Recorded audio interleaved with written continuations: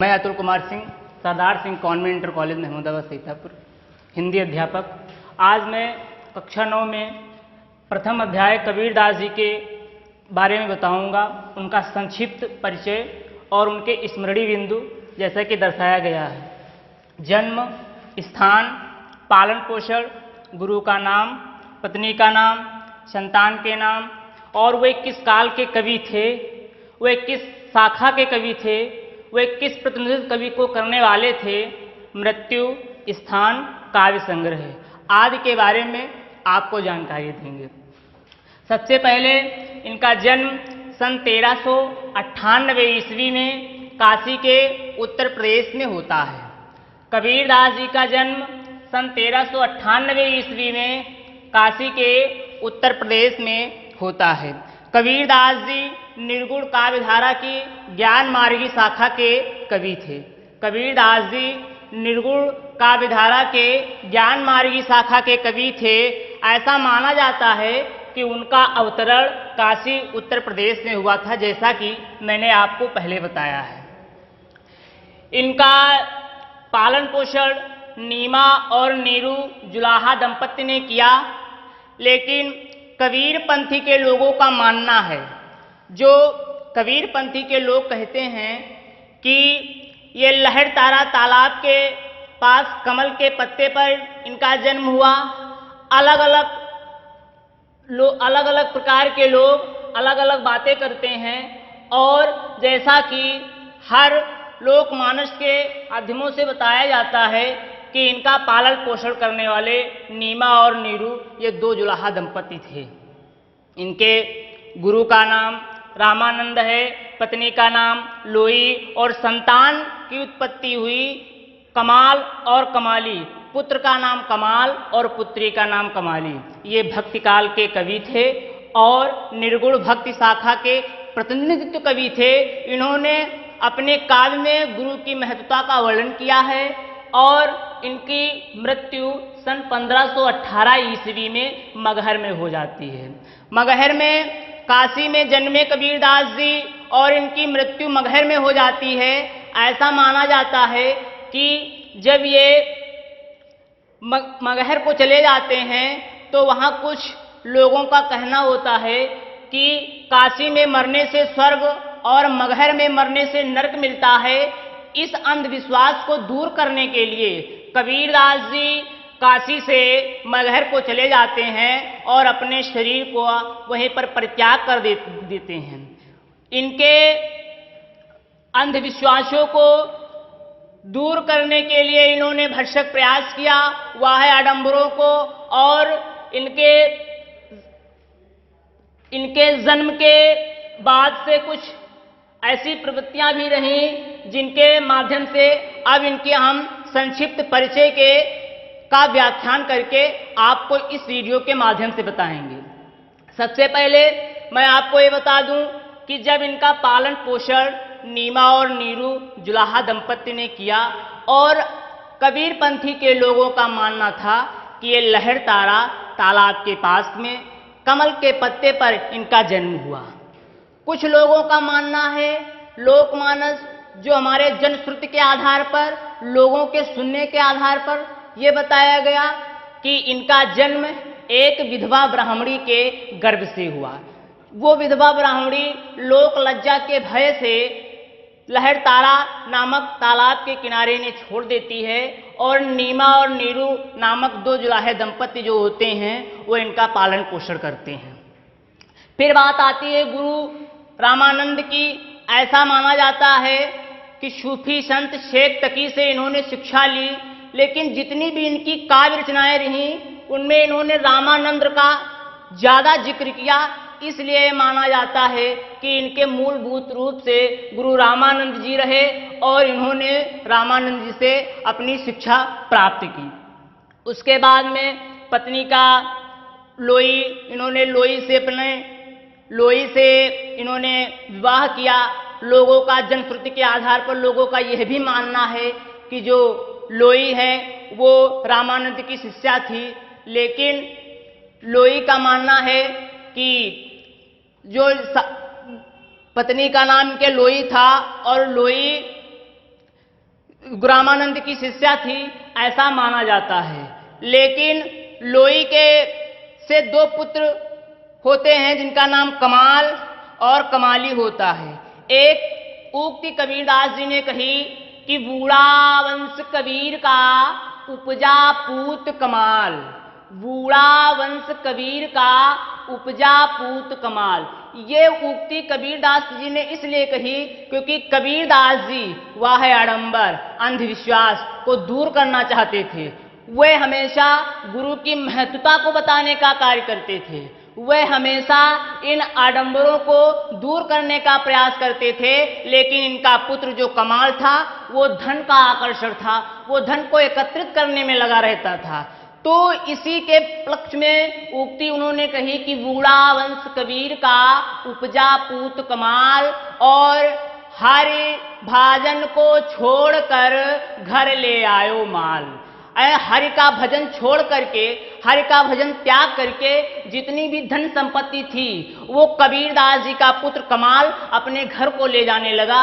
इसलिए यह उक्ति कही गई है कि बूढ़ा वंश कबीर का उपजा पूत कमाल।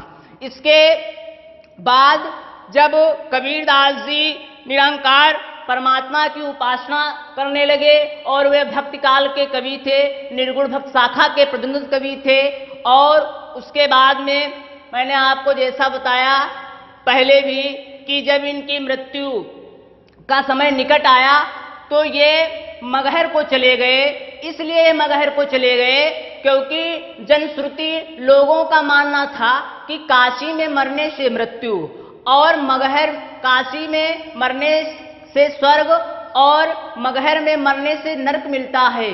इसी अंधविश्वास को दूर करने के लिए, इसी अंधविश्वास को समाप्त करने के लिए ये मगहर को चले गए और अपने साधारण शरीर का परित्याग कर दिया। उसके बाद में इन्होंने काव्य संग्रह जितनी भी रचनाएं थी इनके शिष्य धर्मदास ने उसको एकत्रित करके एक संग्रह बनाया, एक काव्य का संग्रह बनाया और उस काव्य संग्रह का नाम बीजक रख दिया। बीजक से 3 वर्गों में इसको साखी, सबद, रमैनी में विभाजन कर दिया गया। साखी, सबद, रमैनी में, जैसा कि कक्षा 9 के कबीरदास में साखी दिया गया है। और साखी का प्रथम पहला ही दोहा है कि सतगुरु हम सो रीझ कर कह गया एक प्रसंग और बरसा बादल प्रेम का भीग गया सब अंग। ये कबीरदास जी का जो साखी है उसका पहला दोहा आपको कक्षा 9 में मिलता है। उसके बाद में ये जो बीजक साखी दोहा में लिखा गया और कहीं कहीं पर सोरठा का भी प्रयोग किया गया है। सबद पदों में लिखा गया है और रमैनी चौपाइयों में लिखा गया है। इसमें ये प्रेम के अभिव्यक्ति को भी करने लगे। इनकी जो शैली रही वो शैली है मुक्तक और गीत काव्य शैली। उसके बाद में ऐसा ये मानना है कि इन्होंने काव्य संग्रह लिखा, इनके शिष्य ने उस काव्य संग्रह को एक नाम दिया बीजक। बीजक के अंतर्गत साखी, सबद, रमैनी आया। लेकिन जो उक्ति लिखी गई है कि मसी कागज छुयो नहीं, कलम गई नहीं हाथ, जो ये उक्ति है, ये कहावत, ये उसमें लिखा गया जो पंक्ति है वो ये दर्शाता है कि कबीरदास जी बिल्कुल निरक्षर थे। वे कुछ भी पढ़े लिखे नहीं थे, लेकिन उनके मुख से जो भी शब्द निकलते थे वे काव्य की सकारात्मकता को प्रदर्शित करते थे और एक माला में पिरोने का कार्य करते थे। और वही धर्मदास जो उनका शिष्य होता है वो उसको कबीरदास जी के मुख से निकले हुए एक एक शब्द को वो पिरोने का कार्य करता है और एक काव्य संग्रह बीजक नाम से प्रकाशित करता है। बीजक नाम से उस संग्रह को प्रारंभ करता है और उसके साखी, सबद, रमैनी होती है। उसके तत्पश्चात इसको जो डॉक्टर श्याम सुंदर दास जी होते हैं उन्होंने इसको कबीर ग्रंथावली के नाम से भी प्रसिद्ध किया और वह काशी नागरी प्रचारी सभा की स्थापना भी की और उससे प्रकाशित भी करते रहे। तत्पश्चात उसके बाद में कबीर की रचनाओं में काव्य के 3 रूप मिलते थे। मैंने आपको बताया कि साखी, शबद, रमैनी। साखी जैसा कि बताया दोहों में, शबद पदों में, चौपाइयों में, और रमैनी चौपाइयों में मिलती है। इनका काव्य मैंने बताया कि मुक्तक और गीत काव्य के अंतर्गत आते हैं। इन्होंने अपने ज्ञान प्राप्ति और अनुभव के कारण इस संसार में ज्ञान मार्गी शाखा के कवि रहे, और ज्ञान मार्गी शाखा के अंतर्गत इन्होंने निरंकार परमात्मा की उपासना करके जीवात्मा और परमात्मा में लीनित भाव को इन्होंने उजागर करने का प्रयास किया। और तत्पश्चात अपने कई रूपों को देने के बाद में इनका एक प्रवाह बहाया, जो प्रवाह पूरे भाषा साम्य को इतने ऊंचाइयों तक प्राप्त करता है, इतने ऊंचाइयों तक पहुंचा देता है, जो कि निर्गुण काव्य धारा के लिए सबसे प्रमुख होती है। उसके बाद में आती है सबसे अंतिम में मैं भाषा आपको बता रहा हूं। भाषा इनकी क्या है? भाषा इनकी पंचमेल खिचड़ी है, जिसको सधुक्कड़ी भाषा के नाम से भी जाना जाता है। इस भाषा के अंतर्गत राजस्थानी, अवधी, अरबी, फारसी, भोजपुरी आदि भाषाओं का मिश्रण है। आदि भाषाओं के शब्दों की अधिक मात्रा में प्रचुरता है, अधिक मात्रा में पाई जाती है, और उसके लिए इनकी जो शैली रही गीत काव्य और मुक्तक शैली, वो रहस्यात्मक अभिव्यक्ति रही। रहस्यात्मक अभिव्यक्ति इसलिए रही क्योंकि इन्होंने अपने पदों में, इन्होंने अपने चौपाइयों में, इन्होंने अपने दोहों में जिस प्रकार से गुरु की महत्वता का वर्णन किया, वो कहीं न कहीं रहस्यवाद से कम नहीं है। उसके बाद में इनका जो पूरा रूप था, वो प्रारूप के कारण ही ये समृद्ध में माना गया, और एक आना बाना कई सारे समस्याओं को जूझ करके, कई सारे समस्याओं से निकल करके कबीरदास जी ने मूल रूप से जुलाहा का ही काम तय किया, और ये काम प्रयत्न भरसक प्रयास करते रहे, और करने के बाद में इनके द्वारा जो भी लिखा गया, इनके शिष्य के द्वारा जो भी लिखा गया ग्रंथ था, वो बीजक, साखी, शबद, रमैनी आदि के रूपों में साखी से, शबद से और रमैनी से गुरु की महत्ता और रहस्यात्मकवादी के लिए प्रचुर मात्रा में काम करते रहे। और उसके तत्पश्चात इन्होंने अपने काव्य संग्रह में गुरु की महत्ता, भक्ति भावना, रहस्य की भावना आदि जैसे प्रवृत्तियों को अंकित किया।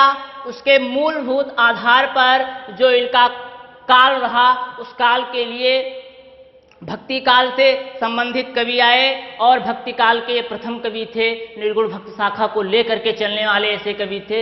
इसी के समक्ष मैं अपने